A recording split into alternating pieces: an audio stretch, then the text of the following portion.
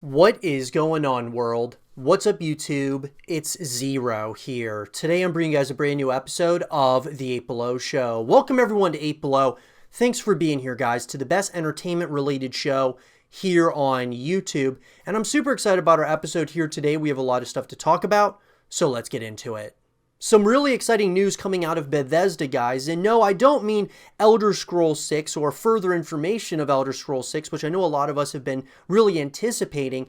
This, guys, is a brand new game coming from Bethesda, that being Indiana Jones and set within that universe, and I'm really excited about it, guys. I want to talk about everything that we know so far about this upcoming Indiana Jones title. Even though there's not a lot of information, we can kind of break down some of the things that we do know. So let's get into it. So according to Bethesda's official website, guys, Lucasfilm Games and Bethesda announced new Indiana Jones game. Today, Lucasfilm Games and Bethesda Softworks announced a new Indiana Jones game being developed by the award-winning studio Machine Games and executive produced by game industry icon Todd Howard of Bethesda Game Studios. So, the standalone adventure starring the legendary archaeologist will tell a wholly original tale set at the height of the career of the famed adventurer. While few details surrounding the indie game have been revealed, Bethesda released a cryptic teaser that may hold some clues. Todd is a lifelong indie fan and has been trying for over a decade to make this game, said Pete Hines, SVP of Global Marketing. He's beyond excited to work with the award-winning Machine Games team, a perfect fit for indie.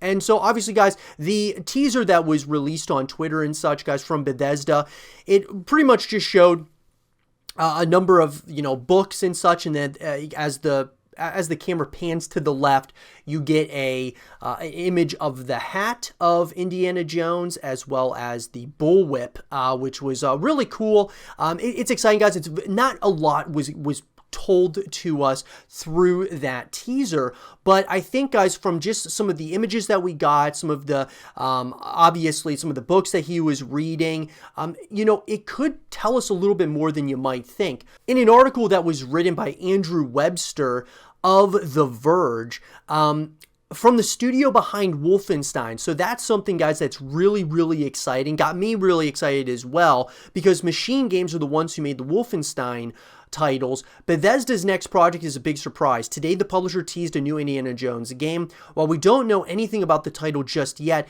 the announcement was simply a brief teaser video. It's being developed by Machine Games, the studio behind the Wolfenstein franchise. Bethesda boss Todd Howard will serve as the executive producer, and the title is being made under the new Lucasfilm Games label, which was announced yesterday as part of a renewed focus on games from Disney and Lucasfilm. While details are slim, Disney says that the game will tell a wholly original standalone tale set at the height of the career of the famed adventurer. The teaser video hints that the game will take place in Rome. So that's one of the big things that we get, guys, from this, that it's going to take place in Rome, potentially, right? We don't know this for sure, but that's what's really exciting about this teaser was it didn't really tell us much. But from, just some of the images that we got, that being like the books that he's reading, obviously, some of, you got the bullwhip, you got the hat, obviously that's the telltale sign that it's a Indiana Jones title, which is really exciting. But there's a lot of different things that we could kind of take from this, and one of those really being, obviously, that it's going to most likely be set in Rome, which I think would actually be a pretty cool setting. There's no word yet on when the game will release, on what platforms it will be on. At this point, it doesn't even have a full title. So that's 100% true, guys. I mean, it's tough to say exactly, what systems it's going to come out on. Honestly, guys, one of the big things to me, though, is Bethesda now being purchased wholly by Microsoft and Xbox. That tells me that Bethesda, and Microsoft in particular, is probably going to release this Indiana Jones game specifically and exclusively on Xbox, also probably on PC as well. I don't believe that this would be a title that would go onto PlayStation. Obviously, we could be wrong about that, but if I were to guess, I would say that this is going to be an exclusive to Xbox and will certainly be offered on Xbox Game Pass, which, of course, I've stated many times is the best subscription service in all of gaming. And so I think it would be something that would certainly be on there. This is exciting, guys. It really is. I know many of us were excited and hoping to hear more information about Elder Scrolls 6. But we got this instead, and that's fine in my opinion. We know Elder Scrolls 6 is coming, but knowing an Indiana Jones game is coming from, Bethesda, even though Bethesda's had, some shaky titles here recently, I feel that they're going to, rewrite the track in the right direction, especially now with partnering with Microsoft or, being bought out by Microsoft and Xbox.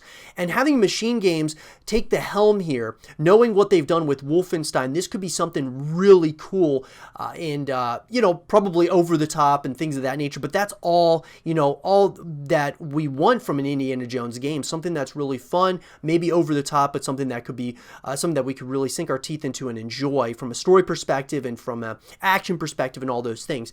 As far as when I believe this Indiana Jones game will come out, guys, I would say we're probably looking at a few years from now. I mean, depending on how far into development they are, I'm not expecting and anticipating this game coming out really anytime soon. I mean, I feel like if this teaser would have showed us a little bit more, maybe even some gameplay, that could have kind of told us that, hey, this is what they're thinking. But we know with Bethesda, they stated that Elder Scrolls 6 is years away. They didn't state that here with Indiana Jones, but I think that we're looking at probably at least a couple of years, if not a few years away.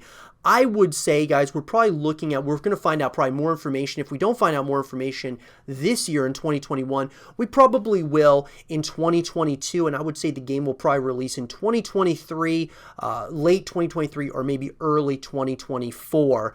But like I said, guys, I'll be giving you guys more information as it comes out. Are you guys excited about this Indiana Jones game? Let me know in the comment section down below. And for more Indiana Jones content and videos, stay here with Zero TV.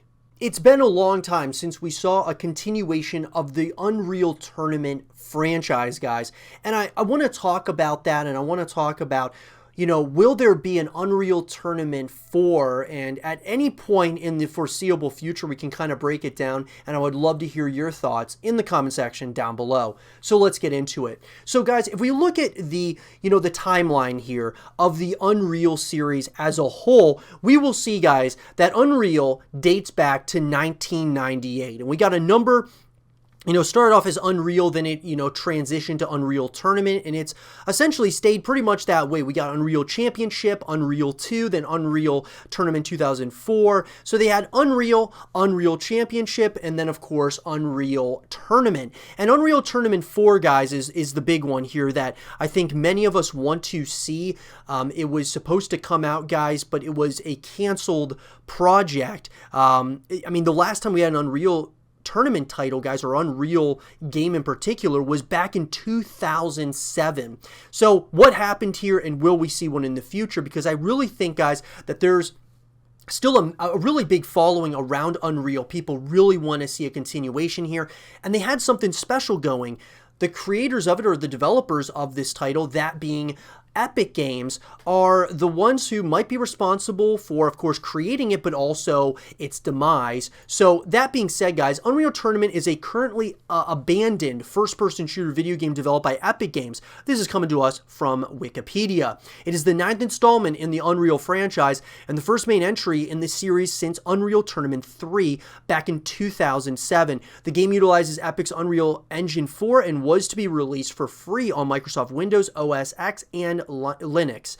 Unreal Tournament's development is crowdsourced and open to contribution from anyone. Epic Games has been using forums for discussions and Twitch live streams for regular updates. The source code of the game is published on GitHub.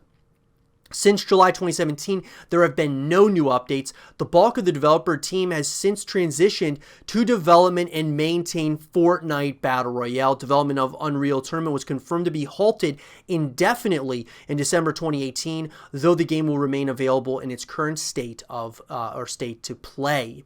So this is a title, guys, that was canceled. Had single player, had multiplayer. But I want you guys to kind of look at, that one line, guys. The bulk of the developer team has since transitioned to develop and maintain Fortnite Battle Royale. I think, guys, that Fortnite might have really been the demise here of Unreal Tournament. And with that, it's very unfortunate. In an article, guys, written by James Williamson of Screen Rant, originally announced in 2014, the long-awaited fourth installment in the Unreal Tournament series is no longer in development, unfortunately. Unreal Tournament helped define online first-person shooters, but it seems the series may be on life support. It's been over 12 years since the release of the last Unreal Tournament game, and it's going to be a lot longer until fans get another one. After announcing a reboot of the series in 2014 with Unreal Tournament, or Unreal Tournament 4 as some call it, and releasing the game's pre-alpha on their website over a year ago, Epic Games has officially announced they would no longer continue development on the series' latest installment. Which is really unfortunate, guys. But like I said, I think what we can really break it down to could be, there could be a number of factors here. There could have been creative differences. It could have just been put into a development hell cycle. But I think Fortnite is really what really hurt this IP in a major way. Unreal Tournament was a success both critically and commercially, winning numerous Game of the Year awards and earning over $5.4 million. Fans and critics both praised the game for its impressive graphics, creative weapons, and excessive gore. Unreal Tournament is one of the first shooters to incorporate game modes like Team Deathmatch and Capture the Flag, modes that are now customary in nearly every online first-person shooter. The series would only continue to grow in popularity with each passing installment as they began making their way to home consoles. Unreal Tournament 3 released on the PlayStation 3 and Xbox 360 in 2008 to good reviews, but another official entry in the series hasn't been released since. So I just feel, guys, that Unreal Tournament, and just Unreal, the series as a whole, it really was one of the founding fathers, so to speak, when it came to the first-person shooter genre. I just really feel, guys, that this had a lot to do with it. Kind of reminds me of like Quake and games of that nature. It really showed so much promise for the long-term success. It could certainly have been one of those titles that's up there with like the Call of Duties of the world, the Halos of the world, you know, in games in that realm. And now, you know, looking at games like Valorant, you know, so on and so forth. But here's where it gets interesting. Fortnite allegedly killed Unreal Tournament. When a new Unreal Tournament game was first announced in 2014, fans were ecstatic. It had been 7 years since Unreal Tournament 3, and players were eager to see what these games would be like on the next generation of consoles. Development for the game went smoothly enough that the game's pre-alpha was released for download on the Epic Games website. Unfortunately, something got in the way of Unreal Tournament 4's development, that being Fortnite. Fortnite was a modest game at the time of its release in 2015, but after the inclusion of a Battle Royale mode in September of 2017, everything changed. The free-to-play game became one of the most popular games ever created by early 2018. Fortnite captured an entire new generation of gamers and only continues to grow in popularity. As a result, the game needed more people at Epic Games working on it. This meant taking some people off of the Unreal Tournament 4 team and moving them over to Fortnite's development. Eventually, as Fortnite's popularity continued to grow, there weren't enough hands left to work on the next Unreal Tournament, so plans for further development were eventually canceled. Tim Sweeney, head of Epic Games, has since confirmed that Unreal Tournament is no longer in active development.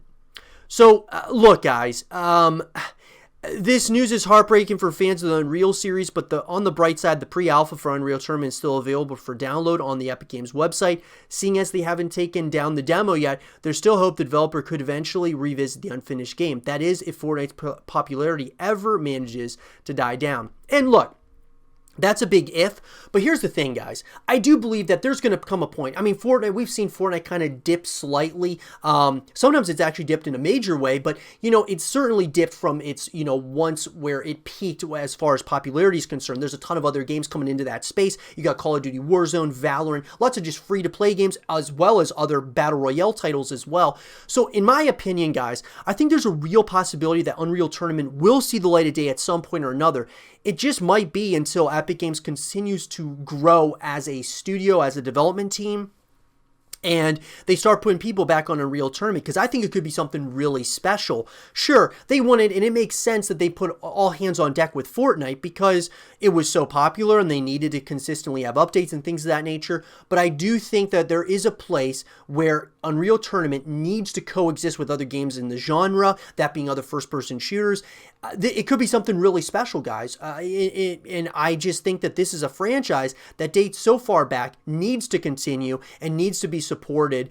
and I think it needs to come out for the next generation of gamers and such. Who knows what it could look like on PCs nowadays, as well as, consoles, Xbox Series X, PlayStation 5, so on and so forth. Unreal Tournament 4 needs to happen, but that's something where the community needs to come together and really voice our opinions to the developers, saying that we want this game made. And I think at some point or another, Epic Games will listen. It's just going to take, it's going to take a movement, guys, to make it happen. And even if there is no movement that, really is created to echo Unreal Tournament 4 into existence, I do think that as Fortnite kind of, balances out somewhat, it's still going to be a very popular game. But once Epic Games continues to build upon their studio and such, to create another team to create Unreal Tournament 4, I think it's certainly something that could happen. And I'll be sure to give you guys more information as it comes out, guys. Let me know, though, do you think we'll see a Unreal Tournament 4 at some point or another? Let me know in the comment section down below. And for more Unreal Tournament 4 content and videos, stay here with Zero TV. We've talked a lot on the YouTube channel about Fallout 5 and just Fallout as a franchise, the past, the present, and what very well could happen in the future. And you guys can check out all of my Fallout content here on the YouTube channel. But I want to talk, guys, about Fallout 5 in particular. Looking ahead now, trying to take that, sour taste in our mouth, that being Fallout 76, and kind of remove that from our memory and focus on the future, that being Fallout 5. I want to talk, guys, about will there be a Fallout 5? Because there's a lot of question marks here after what was Fallout 76 and some of the real misses that Bethesda has had as of late.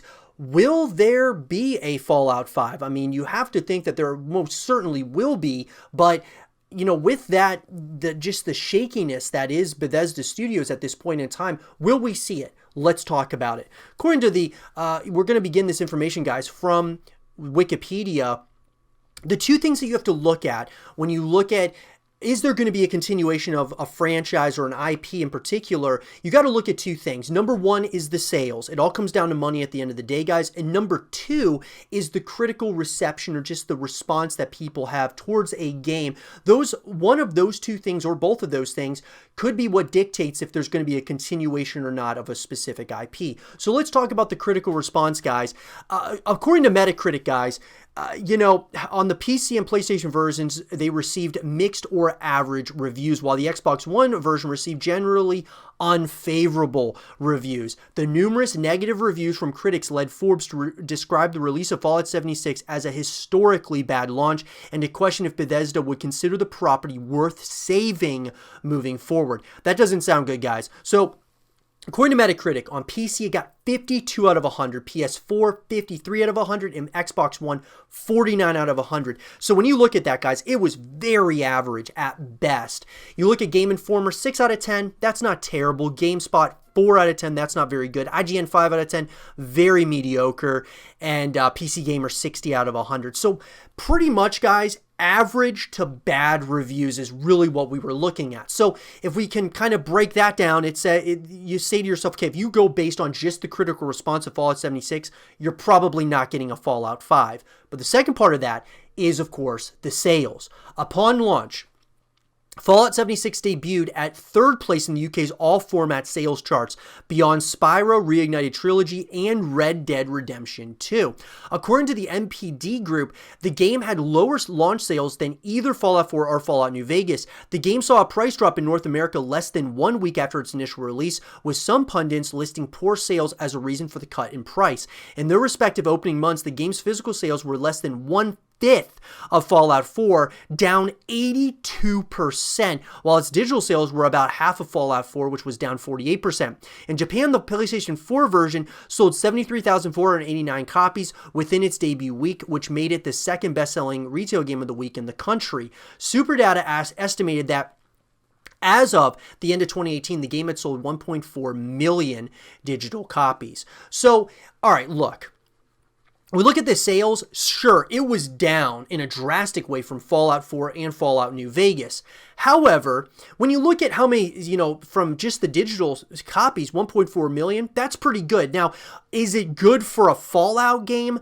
It certainly is below expectations. So, if we go on both of those things, guys, there is a real chance, a 50-50 chance, so to speak, that we would see a Fallout 5. Now, you got to believe, though, that Bethesda, this is one of their hottest IPs without a doubt. And you would think that, sure, it takes one game, guys. If you have, let's just say, for example, you got a number of titles in your franchise or your IP that you own, and it just seems like there's a significant incline over time, right? You can look at Fallout and how it's kind of gone up with time and it's gotten more and more popular. Elder Scrolls, the same sort of thing. It goes up with time and it's doing really good from a player base, from just people really enjoying the games. It takes one game, though, to really give you a significant pitfall almost, where you go into a real valley, because you got peaks and valleys, and the valley, guys, it takes one game to go into that, in that state of almost doom for an IP or a franchise, which we could say in the Fallout franchise would be Fallout 76. But all it takes is one game to bring you right back up. So let's just say that Fallout 76 is your very average to very underwhelming title. The next one, being Fallout 5, could very well take you right back into the right direction, guys, and move, Bethesda and kind of really redeem themselves. Almost that really good redemption story is what we would love to see here. But that's really hard to say. I mean, I do think that Bethesda, they really got to regain the trust of people because of all the controversies that happened with Fallout 76. There's a lot that they need to do on their end, and I think that with the Indiana Jones title that was announced to Elder Scrolls 6, those are titles that really they got to really rewrite this ship in the right direction. Now, in an article from Jack Webb of Tech Radar, Fallout 5 seems like an inevitability. Fallout 5 may not have been officially confirmed by Bethesda, but given the popularity of the veteran series, we would be surprised if the developer didn't have another entry up its sleeve. The most recent entry in the Fallout series was Fallout 76, which released in 2018. However, the online multiplayer game received a mixed reception from fans and critics alike since its launch, not least because of bugs and glitches throughout the game, with many disappointed that 76 was an online offering rather than a single-player game.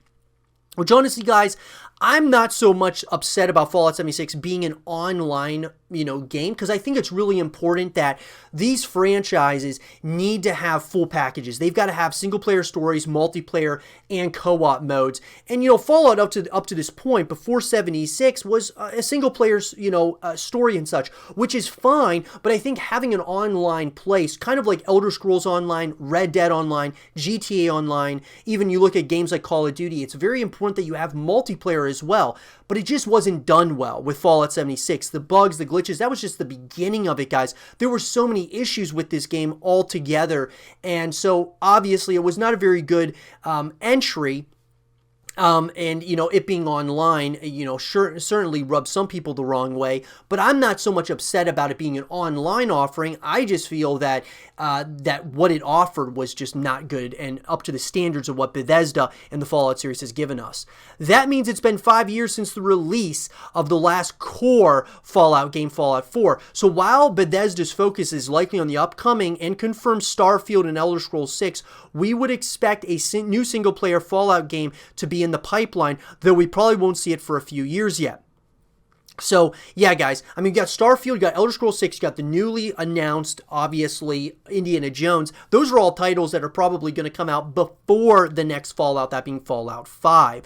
So, taking into account that Microsoft's purchase of ZeniMax, the parent company of Bethesda, we may even see Fallout 5 as an Xbox PC exclusive. However, this is just a speculation, and the head of Xbox, Phil Spencer, has said exclusive games will be decided on a case-by-case basis. So while we haven't got any concrete information quite yet, we've gathered all the rumors and leaks surrounding Fallout 5.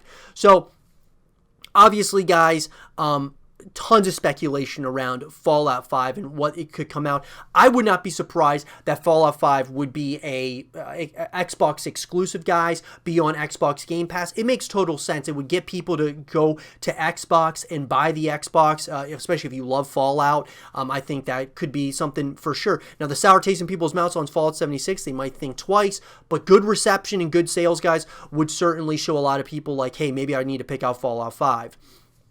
So, while there's currently no confirmed release date for Fallout 5, there's plenty of speculation out there at the moment, with some optimistic predictions even setting a release date for 2022. I do not buy that, guys. I don't think that 2022 is realistic at all. We're in 2021 right now, early 2021, but 2022 makes no sense. I think that they would probably, if anything, they would announce it in 2021, and then it would come out in probably, I would say 2023 at the earliest, but 2024 makes maybe a little more sense. So the reality is that Bethesda hasn't officially confirmed the next Fallout game, and the developer is focusing on Starfield, Elder Scrolls 6, and improvements for Fallout 76 currently, making 2022 seem pretty ambitious. Realistically, 2024 or later is more realistic. It's likely we'll see the next Fallout game released for PS5, Xbox Series X, S, and PC. I agree 100% with that. It stands to reason that Microsoft and Bethesda would make this an exclusive title because of the former's purchase of the latter earlier this year, but Xbox has said exclusivity deals on new games from Bethesda will be decided on a case-by-case basis.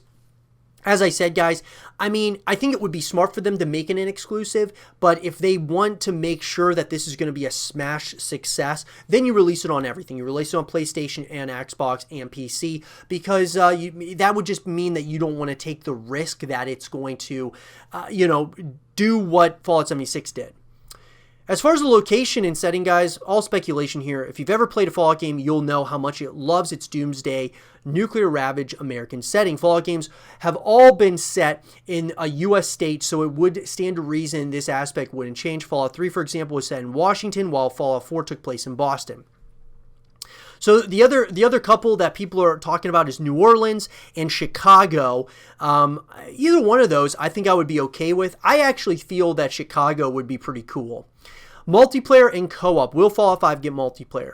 Every mainline Fallout game is single player only. Fans probably always love the idea of wandering around the apocalyptic wasteland with some friends, but when this was attempted with Fallout 76, it didn't work out too well. It stands to reason that Fallout 5 would solely be made as a single player experience, considering how the Fallout 76 team is constantly updating and trying to improve the multiplayer experience of its online service. So, to me, guys, I believe Fallout 5 will not have multiplayer. And if it does, I think it should be a completely revamped imagination and an idea here from Fallout 76. Fallout 76 is the online mode. So to me, guys, if you want to play multiplayer, you go to Fallout 76.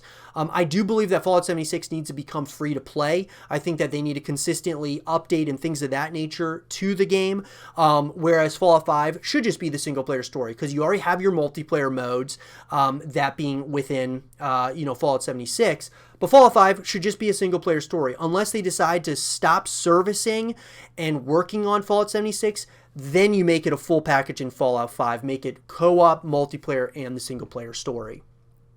So there's rumors, guys, that Fallout 5 will have a new engine. Bethesda has confirmed that it is updating its current engine, which has been used to make Elder Scrolls 4, Fallout 3, Skyrim, and even Fallout 4. As we all know, the engine used for those games is janky at best. It is riddled with numerous animation issues, and there's something off about the character designs and movements. According to Bethesda, this new engine is being used to develop Starfield and the Elder Scrolls 6. According to Games Radar, the engine reportedly has the same name, but it will bring new renders, lighting, and animations. So that's exciting. Other than that, though, guys, I mean, look. Most of the things that we know about Fallout 5 at this point are purely speculation, right?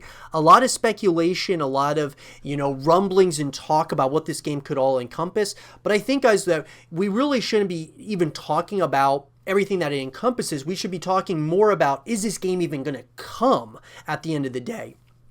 We made a lot of videos on Fallout 5, guys, and what we're hoping to see and things of that nature. But I think at the end of the day, it really comes down to us as a community hoping and really just kind of telling Bethesda that we want another Fallout game to come out.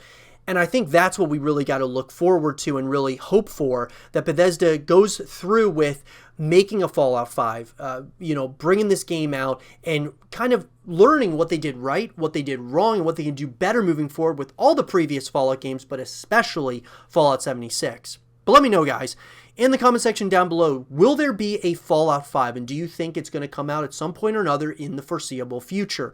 Let me know in the comment section down below, and for more Fallout 5 content and videos, stay here with Zero TV.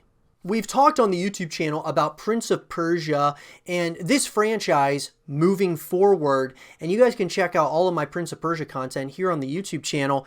But in this segment of the show, guys, I want to talk about what happened to Prince of Persia, what went wrong, what went right, and what can we expect moving forward. So let's talk about that. Guys, I think what we got to look at is obviously the two big things, obviously, when we talk about the continuation or the cancellation of any franchise or IP out there in the gaming industry, you look at the sales, number one, because it all comes down to money at the end of the day. And number two is the reception to a title.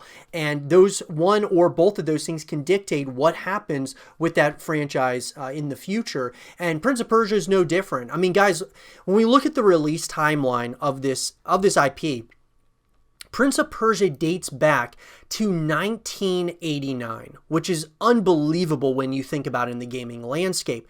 Not many games can say they date back to 89.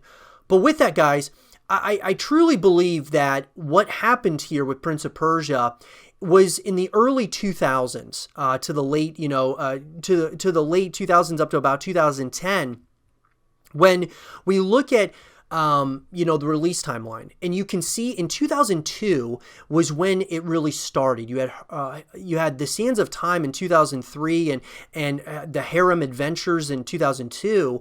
But this is where it gets really interesting, because from 2002 to 2008, you had at least one game come out in this franchise every single year. So it started off, you had the Sands of Time come out in 2003. 2004, you had Warrior Within. 2005, you had the Two Thrones and Battles of Prince of Persia both in the same year. 2006, you had the Prince of Persia Trilogy. 2007, Prince of Persia Classic. And then 2008, you had Prince of Persia 2008 and the Fallen King as well. So what I'm getting at here, guys, is this is just another classic ordeal of Ubisoft in particular, who owns the Prince of Persia franchise. They are of course, the developers here, and also the publishers of the Prince of Persia franchise. And it's another way in which they almost overextended. They created too many games in the Prince of Persia franchise, in such a short period of time. Because in my opinion, guys, the Sands of Time, Warrior Within, and the Two Thrones were all great. I loved all three of those games, but I felt like they needed to be spaced out more, but they were not. And we saw Ubisoft do this as well more recently with, of course, the Assassin's Creed games. They've made them one after the other, sometimes two in a single year. And sometimes that's something that can be of real concern. So when we talk about it, I really think what happened here was they tried to overextend, create too many Prince of Persia titles. And then, of course, took a couple years off. They bring out the Forgotten Sands in 2010. Then they had the Shadow and the Flame remake, which never happened. Then Prince of Persia Escape in 2018.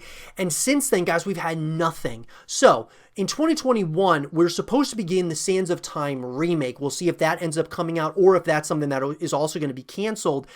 But it's been really unfortunate. Now, I do think that the Sands of Time remake makes a lot of sense, in my opinion, because it'll be able to come out on, next-gen consoles, and it'll kind of, revitalize and rejuvenate people's feelings about Prince of Persia. And then from there, they can kind of move forward with the franchise. After bringing out the remake, they can start, to greenlight another project moving forward. Now, in an article, though, guys, that was written by Katrina Philippidis of GameRanks, when you rewind the Sands of Time back to 2010, the swashbuckling Prince of Persia series was still in full swing. Since its 1989 debut, Jordan Mechner's brainchild has brought upon the gaming industry a lasting impact, which most notably manifested in the Tomb Raider and Assassin's Creed franchises. But the worlds of Persia, Italy, France, and Egypt are still different. Instead of an animus, our prince deals with magical daggers, combat mechanics, override stealth, and there are no haystacks in sight. So essentially, guys, what happened here? Almost 5 years ago, Ubisoft said the PoP franchise would be put on hold until the right time. All our franchises are always in gestation. They're cooking. Some are cooking longer than others, but they're cooking, were the precise words of Ubisoft Europe's Alain Core. However, cooking something for too long leads to an inevitable conclusion. It will get burnt. And I got to say, guys, I agree with that 100%. Now, here's the thing. Believe it or not, the first title in the Assassin's Creed chain was intended to be a Prince of Persia game. Instead of thwarting Jafar's minions, the player would become the prince's guardian. Then you had the Warrior Within sales plateau. Compared to the massively successful The Sands of Time, 2004's Warrior Within only managed to cough up 800,000 copies, a grave diagnosis for the future of the series. Fortunately, the Two Thrones and 2008 entry Prince of Persia turned things around, but it wouldn't be enough. I thought Warrior Within was good, guys, and you would think that because Sands of Time was so successful, you would think Warrior Within would do really well, but this also gets me to, once again, back to how the back-to-back-to-back games coming out every single year, it was almost fatigue. Now, Assassin's Creed outshines the Prince of Persia Rebirth. To Ubisoft's surprise, the story of Desmond Miles resonated with gamers so strongly, it translated into astronomically high sales figures, stagnating at around 2.2 copies in the millions. The reimagined 3D Prince of Persia couldn't keep up with the behemoth that was Assassin's Creed, which reached 10 million. And so, essentially what happened was, guys, seeing the success of the original Assassin's Creed game, good old Ubi started pumping out new Assassin's Creed titles every year. As a whole, the franchise has surpassed 100 million copies in units sold. The Prince of Persia profits simply weren't in the same league. So what does all that mean for Prince of Persia fans? Is the series dead? Call me overly optimistic, but I think a good franchise can never really die. Whether there is, in fact, a new game in development is still unknown. However, if Ubisoft plans to revive Prince of Persia, it's going to need fresh ingredients in a new oven. Only then can it be baked to perfection. So, look, I 100% agree with this, though. I agree with this statement that I don't believe that Prince of Persia is dead. I just think, guys, that it's one of those series that I believe it's just gonna take time, and they got to learn from their mistakes. That being Ubisoft. Look, bring the remake out, the Prince of Persia, the Sands of Time remake. Bring that out. But when we look at just the back-to-back titles coming out every single year, there's gonna be Prince of Persia fatigue, or just fatigue in any franchise outside of Call of Duty. There is going to be fatigue, and so we even saw fatigue with Assassin's Creed. So at the end of the day, bring Prince of Persia back, and I think it will come back at some point. I just think that they have to change the business model, that being Ubisoft. Bringing out a game every few years is different than bringing it out every single year, and I think that will resonate really well with Prince of Persia fans. Take your time, make a really good game, and go from there. I'm excited about the future of Prince of Persia, guys, because I think that the Sands of Time remake, as long as that goes through here in 2021, that will be the start of something great and something that could be really awesome to see the revitalization of the Prince of Persia franchise. But let me know, guys, do you think we're going to get a Prince of Persia, continuation? Do you think this is a franchise that's dead, in a limbo state, a state of no return? What do you guys think? Let me know in the comment section down below. And for more Prince of Persia content and videos, stay here with Zero TV. And with that being said, everyone, I hope you guys did enjoy this episode of The 8 Below Show. And if you guys did, leave a thumbs up, subscribe if you're new, stay positive, and as always, I'll talk to you guys all in the next one. Peace.